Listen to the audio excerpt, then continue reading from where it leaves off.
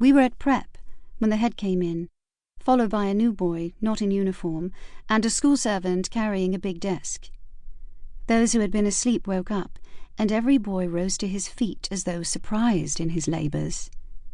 The head motioned us to sit down again, then, turning to the form master, "Monsieur Roger," he said in a low voice, "here is a pupil that I am entrusting to you. He can start off in the 5th. If his work and his conduct are creditable, he will go up into the top class, appropriate to his age." Standing in the corner, behind the door, so that we could hardly see him, the new boy was a country lad, about 15 years old and much taller than any of us.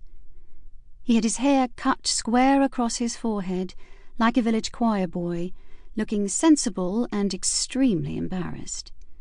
Though he was not broad in the shoulders, his short green jacket with the black buttons must have been tight under the arms and revealed at the cuffs 2 red wrists more used to being bare.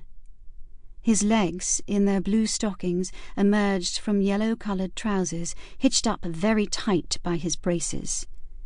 He was wearing sturdy boots ineptly polished, with hobnails. We began reciting the lessons.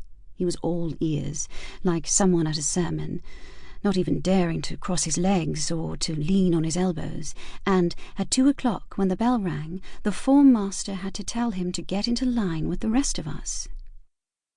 We had a custom, on coming back into the classroom, of throwing our caps on the ground to leave our hands free.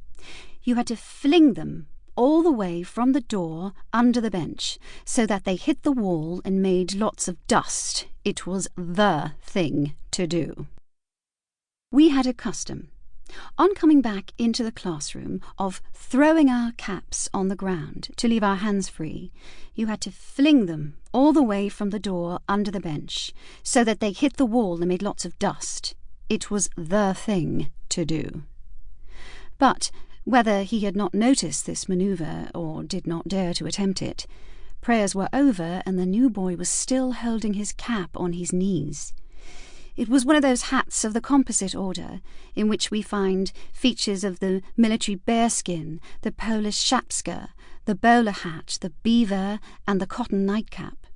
One of those pathetic things, in fact, whose mute ugliness has a profundity of expression like the face of an imbecile.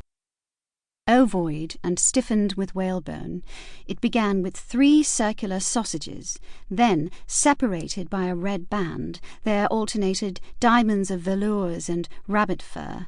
After that came a sort of bag terminating in a cardboard polygon, embroidered all over with complicated braid, and hanging down at the end of a long cord that was too thin, a little cluster of gold threads, like a tassel.